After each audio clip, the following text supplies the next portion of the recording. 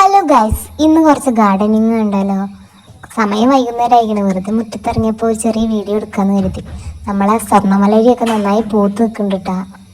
Rose പൂവിൻ്റെ തണ്ട് കുത്തിയപ്പോൾ അത് പിടിച്ചതാണ് കേട്ടോ. ഇത് ഞങ്ങളുടെ നാട്ടിൽ ഈശ്വരമുല്ല എന്ന് പറയും. നിങ്ങളുടെ നാട്ടിൽ എന്താ പറയാമെന്ന് കമൻറ്റ് ചെയ്യണേ. അത് അത്യാവശ്യം പൂവിട്ട് മുട്ടക്കായി വിത്തായിട്ടുണ്ടേ. അപ്പം ആ വിത്തെടുത്തിട്ട് ചെടിച്ചട്ടിയിലൊന്ന് പാകിയിട്ടുണ്ടായിരുന്നേ. അങ്ങനെ കുറച്ച് ചെണ്ടുമല്ലിൻ്റെ വിത്തുണ്ടായിരുന്നു, അതൊന്ന് ചട്ടിയിൽ പാകി. പിന്നെ കുറച്ച് നാലുമണി ഉണ്ടായിരുന്നു, അതൊക്കെ ചെറുതായി മുറിച്ച് ഒന്ന് ചട്ടിയിലല്ല കവറിൽ വാങ്ങിയിട്ടുണ്ടായിരുന്നു. പിന്നെ ഈ നമ്മുടെ ചേഞ്ച റോസ് കുറേ ആയി വളർന്നു നിൽക്കുന്നു, പക്ഷെ ഇതുവരെ മുട്ടിട്ടിട്ടില്ല, പൂവിട്ടിട്ടില്ല. അപ്പോൾ അതൊക്കെ ഒന്ന് നോക്കി നിന്ന് കുറച്ച് നേരം.